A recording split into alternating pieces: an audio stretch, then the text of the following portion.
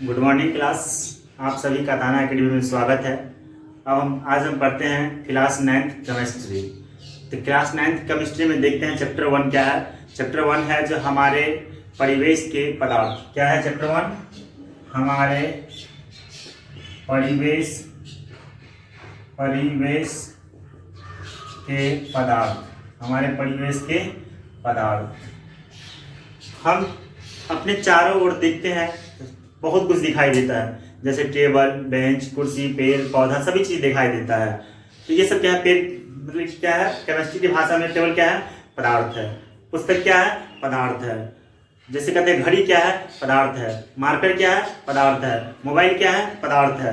तो हम कह सकते हैं कि पदार्थ, जैसे हम यहाँ से चलते हैं, आगे की ओर जाएंगे तो हमको टेबल क्या करेगा? रोक देगा। इसमें गतिरोध उत्पन्न होगा। तो हम परिभाषा के आधार पर कह सकते हैं पदार्थ। हम कह सकते हैं जो पदार्थ क्या है, तो कोई भी वस्तु जो स्थान घेरे, कोई भी वस्तु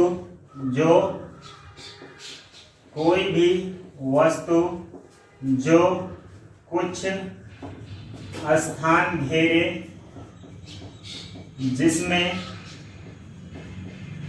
द्रव्यमान एवं आयतन हो, और जो रुकावट उत्पन्न कर सके, पदार्थ कहलाता है। पदार्थ कहलाता है। मान के चलो, जो हम अगर चलते हैं, ये टेबल है। टेबल क्या है? टेबल में एक आयतन भी है, एक इसका क्या है? क्षेत्रफल भी है, और इसमें क्या होता है? यह रुकावट भी डाल सकता है। तो इसलिए हम कहेंगे जो कोई भी पदार्थ, कोई भी वस्तु जो कुछ स्थान घेरे, टेबल क्या करता है? स्थान भी घेरता है, जगह कुछ लेता है, जिसमें कुछ द्रव्यमान हो। द्रव्यमान एज एक तरफ के भार होता है, और आयतन भी हो, और जो कुछ रुकावट उत्पन्न करे उसे क्या कहते हैं? पदार्थ कहते हैं। अब हम देख लेते हैं द्रव्य। द्रव्य क्या है? हम देखते द्रव्य क्या है। तो द्रव्य एक प्रकार का पदार्थ है। द्रव्य क्या है? एक प्रकार का पदार्थ है। द्रव्य एक प्रकार का पदार्थ है। द्रव्य क्या है? एक प्रकार का पदार्थ है, जिसे किसी भी भौतिक प्रक्रिया की सहायता से उसे किसी भी अन्य पदार्थ में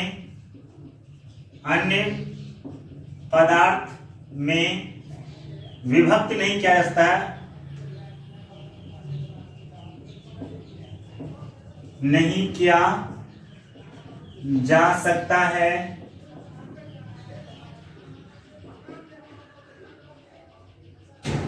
तो द्रव्य क्या है? द्रव्य एक प्रकार का क्या है? पदार्थ है। द्रव्य, वो द्रव्य नहीं, द्रव्य। द्रव्य एक प्रकार का क्या है? पदार्थ है, जिसे किसी भी भौतिक बाहरी विधि से उसे हम क्या करते हैं? अलग नहीं कर सकते हैं। जैसे हम कहते हैं चीनी। जैसे हम कहते हैं चीनी।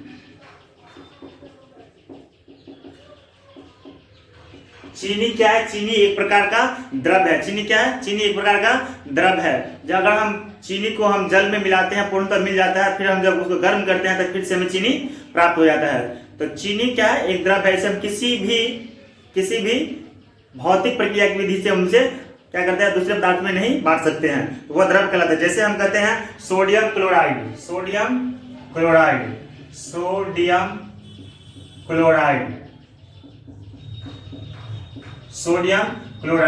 जैसे हम कहते हैं चूना पत्थर। जैसे हम क्या कहते हैं? चूना पत्थर। तो जैसे चीनी क्या हुआ? चीनी एक प्रकार का द्रव्य है। सोडियम क्लोराइड क्या है? एक प्रकार का द्रव्य है। चूना पत्थर क्या है? एक द्रव्य है। अब हम देख लेते हैं जो पदार्थ जो भी है उसकी भौतिक प्रकृति क्या है। तो पदार्थ की भौतिक प्रकृति, पदार्थ की भौतिक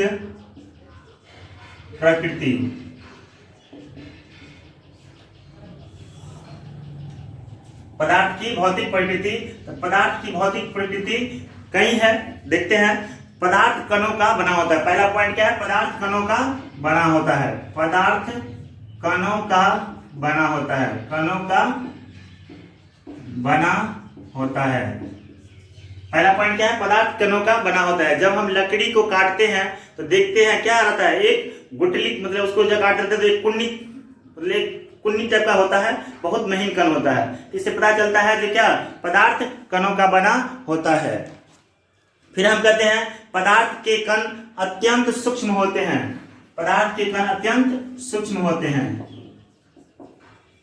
पदार्थ के कण अत्यंत सूक्ष्म होते हैं।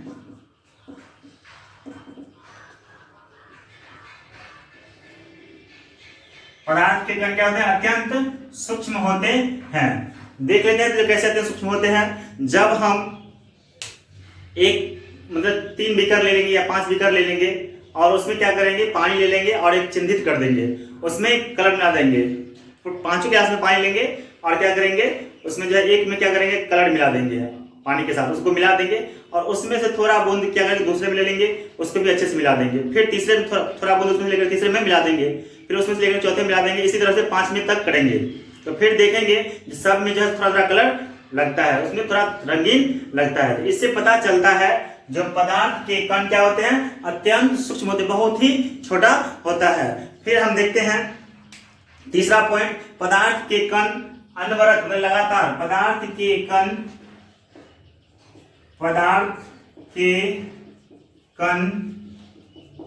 लगातार गतिशील।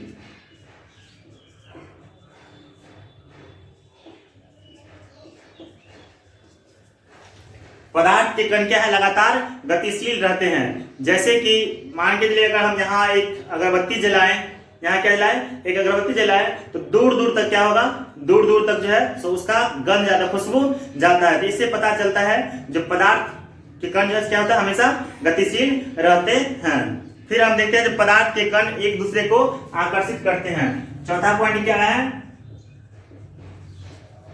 पदार्थ के कण एक दूसरे को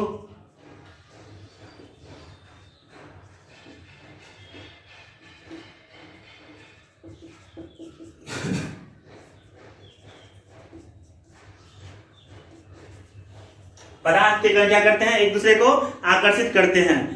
जब हम देखते हैं जो ठोस पत्थर है, जैसे कोई पत्थर है, उसको तोड़ते हैं तो आसानी से नहीं टूटता है। क्यों?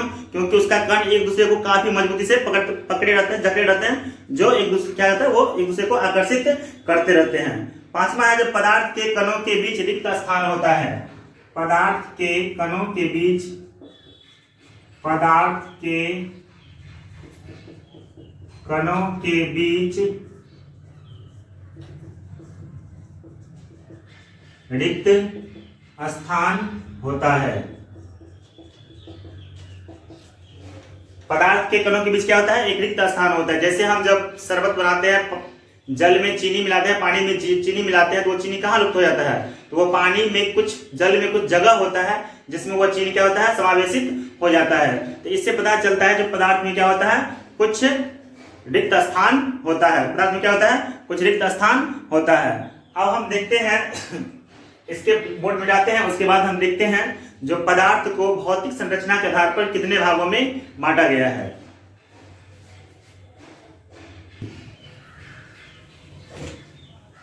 तो इससे पहले हम पढ़े हुए थे क्या, एक बार रिव्यू कर लेते हैं, रिपीट कर लेते हैं। हम पढ़े हुए थे पदार्थ क्या है, द्रव्य क्या है, पदार्थ की भौतिक प्रकृति क्या है। पदार्थ की भौतिक प्रकृति हम 5 बताए हैं। अब हम देखते हैं जो पदार्थ को भौतिक संरचना के आधार पर कितने भागों में बांटा गया है। भौतिक संरचना के आधार पर,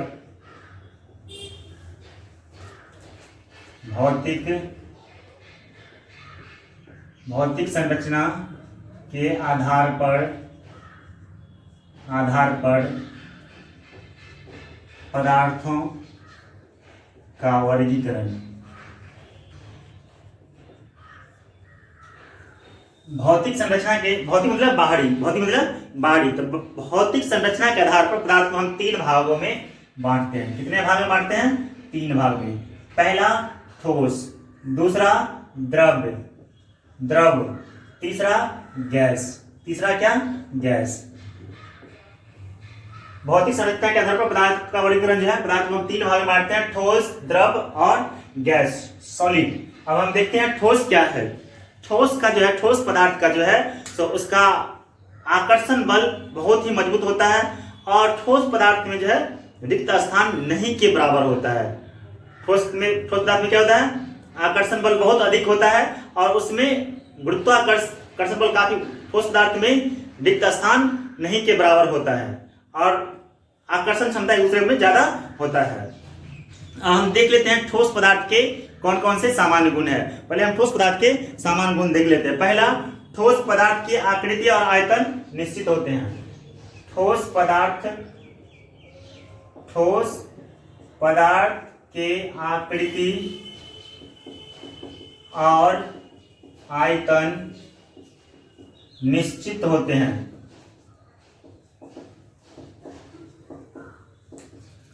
पहला क्या है? ठोस पदार्थ के आकृति और आयतन निश्चित होते हैं। जैसे ये मार्कर है, मार्कर क्या है? एक ठोस पदार्थ है। इसको हम अगर यहाँ रख दे, ये उतना ही स्पेस लेगा।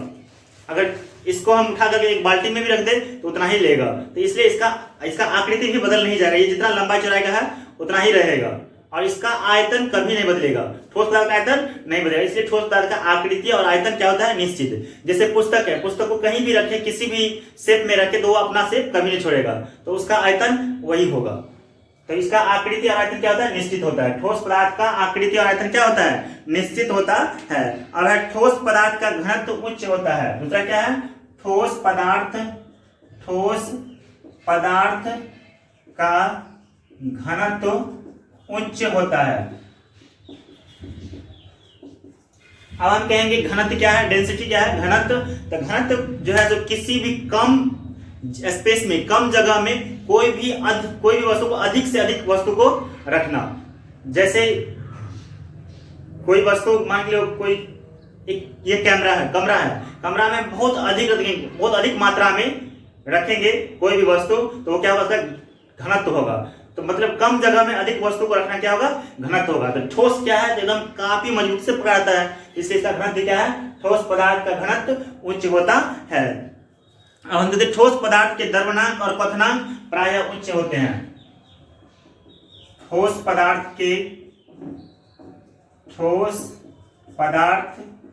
के द्रव्यनांक और क्वथनांक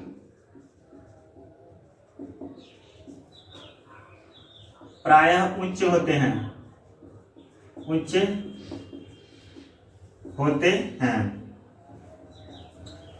ठोस पदार्थ जो है उसको पिघलने में बहुत वक्त लगता है, बहुत समय लगता है और यह ठोस पदार्थ बहुत जल्दी गर्म भी नहीं होता है।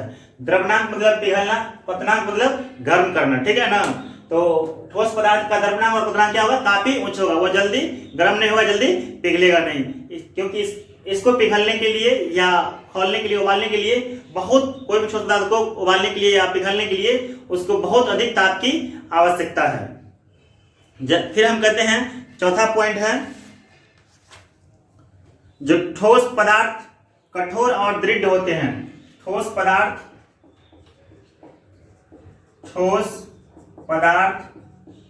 कठोर और दृढ़ होते हैं।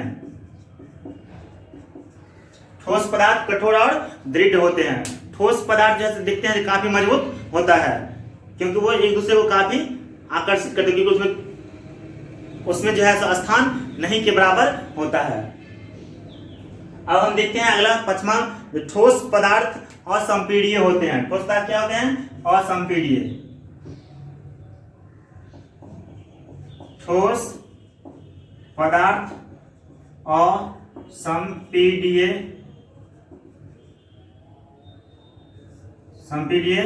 होते हैं। ठोस पदार्थ क्या होते हैं? असंपीड्य। संपीड्यता का मतलब है किसी चीज को दबाना, दब जाए तो वो संपीड्यता है, नहीं दबे तो असंपीड्यता है। ठोस पदार्थ जो है, ठोस पदार्थ को हम दबाते हैं तो वो नहीं दबता, जैसे ये मार्कर, इसको दबाएंगे तो ये नहीं दबेगा, इसलिए ठोस पदार्थ क्या है? असंपीड्य है। ठोस पदार्थ क्या है? असंपीड्य है। अब ठोस पदार्थ में बहाव की प्रवृत्ति नहीं होती है। ठोस पदार्थ में बहाव की प्रवृत्ति नहीं होती है। ठोस पदार्थ में क्या होता है, बहाव की प्रवृत्ति नहीं है। जैसे ये मार्कर है, इसको अगर ऐसे छोड़ दें तो ये अपने आप जस्ट फ्लो नहीं होगा, पानी की तरह ये अपने आप फ्लो नहीं होगा। तो ठोस पदार्थ में क्या होता है, इसमें जो बहाव की प्रवृत्ति नहीं होता है। अब है ठोस पदार्थ का प्रसारण या संकुंचन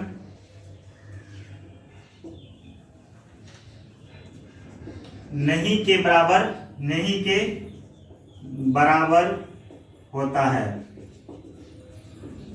ठोस पदार्थ का जो है तो प्रसारण, मतलब ठोस पदार्थ को जो है तो हम फैला नहीं सकते, इसको हम नमराएंगे तो ये नमरेगा नहीं, तो इसका न प्रसारण होगा और न ये छोटा भी हो सकता है, तो यह न फैल सकता है न सिकुड़ सकता है। इसलिए ठोस पदार्थ का जो है क्या है, प्रसारण या संकुंचन नहीं के बराबर होता है।